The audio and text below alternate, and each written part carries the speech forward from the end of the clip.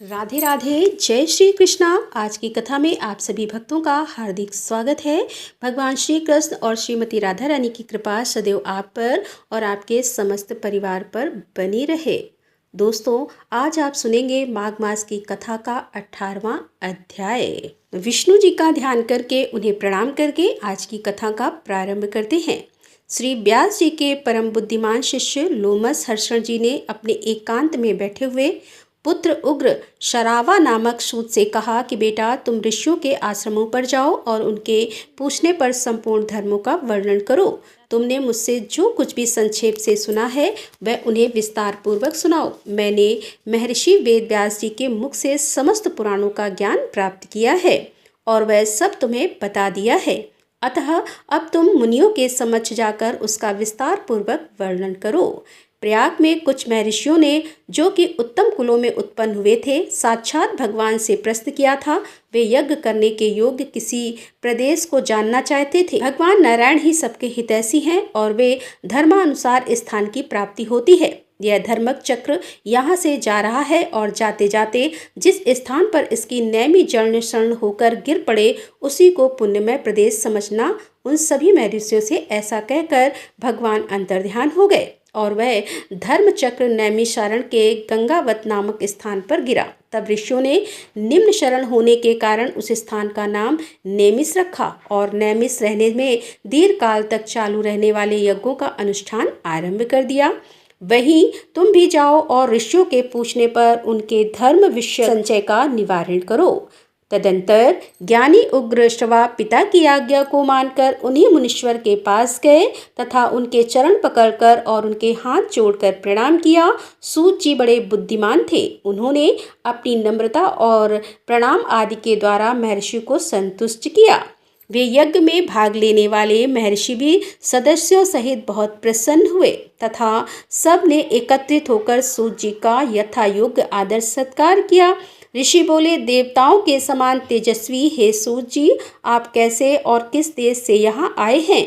अपने आने का कारण बतलाइए। सूत जी ने कहा, महर्षियों, मेरे बुद्धिमान पिता व्यास जी के शिष्य लोमहर्षण जी ने मुझे यह आज्ञा दी है कि तुम मुनियों के पास जाकर उनकी सेवा में रहो और वे जो कुछ पूछें उसे बताओ। आप लोग मेरे पूज्य हैं। बताइए, मैं कौन कौन सी कथा कहूँ?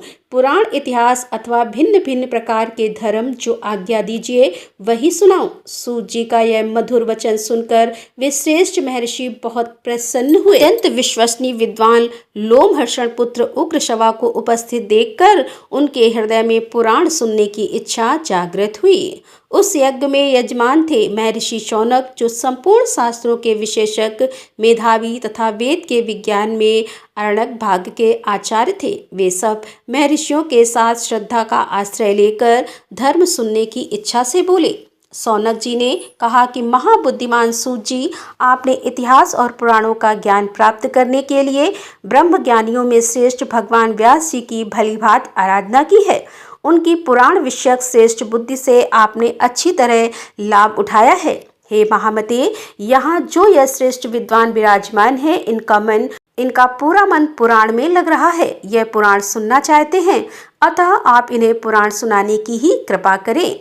यह सभी श्रोता जो यहाँ एकत्रित हुए हैं बहुत ही श्रेष्ठ हैं। भिन्न भिन्न गोत्रों में इनका जन्म हुआ है। यह वेदवादी ब्राह्मण अपने अपने वंश का पौराणिक वर्णन सुन रहे हैं। दीर्घकालीन यज्ञ के पूर्ण आप मुनियों को पुराण सुनाइए।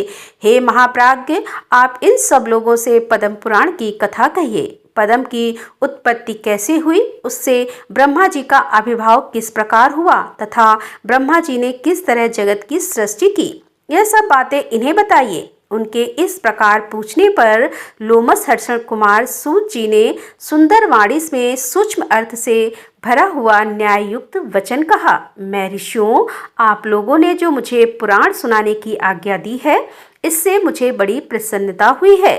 यह मुझ पर आपका महान अनुग्रह है। संपूर्ण धर्मों के पालन में लगे रहने वाले पुराण वेता विद्वानों ने जिनकी भलीभांति व्याख्या की है, उन पुराण उक्त विषयों को मैंने जैसा सुना है उसी रूप में वह सब आपको सुनाऊंगा।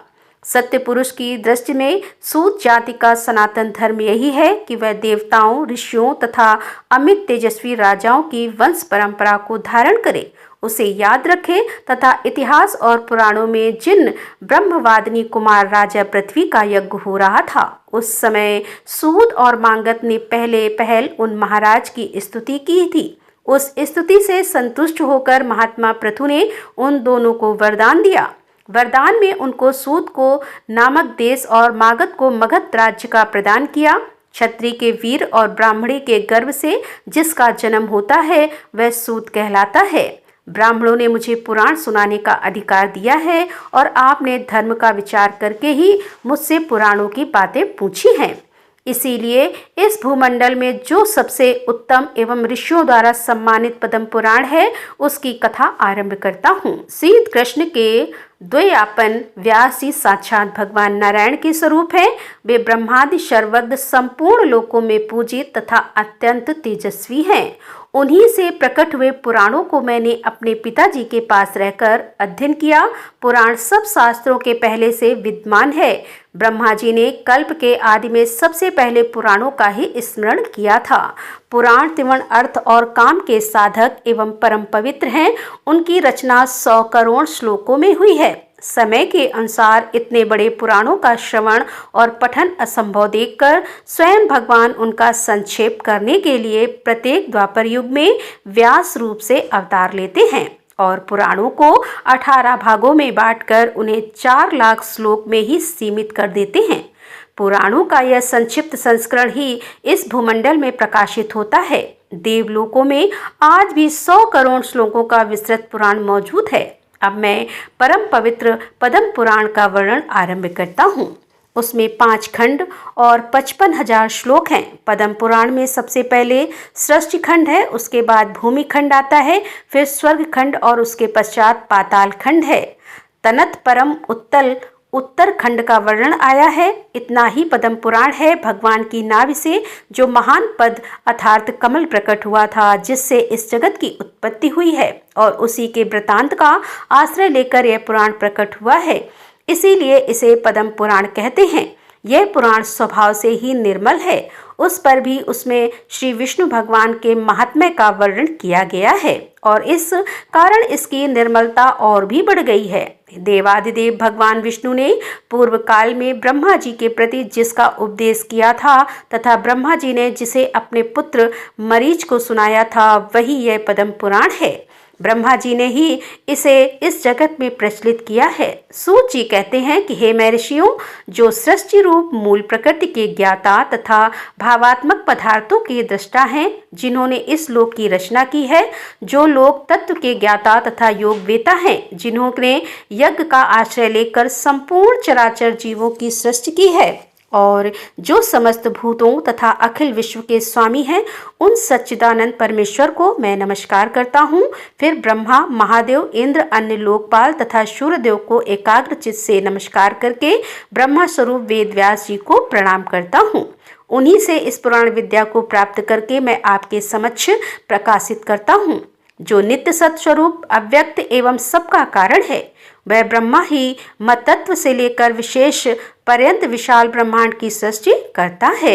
ये विद्वानों का निश्चित सिद्धांत है। सबसे पहले हिरण्मय अर्थात तेजोमय अंड में ब्रह्मा जी का प्रादुर्भाव हुआ। वह अंड सब ओर से जल से घिरा हुआ था। जल के बाहर तेज का घेरा और तेज के बाहर वायु का आवरण है। वायु आकाश और आकाश भूता आदि अर्थात तामस अहंकार से घिरा है। अहंकार को महतव ने घेर रखा है और मह तत्व अव्यक्त मूल प्रकृति से घिरा है। उक्त अंड को ही संपूर्ण लोकों को उत्पत्ति का आश्रय बताया गया है। इसके सिवा इस पुराण में नदियों और पर्वतों की उत्पत्ति का बारंबार वर्णन आता है।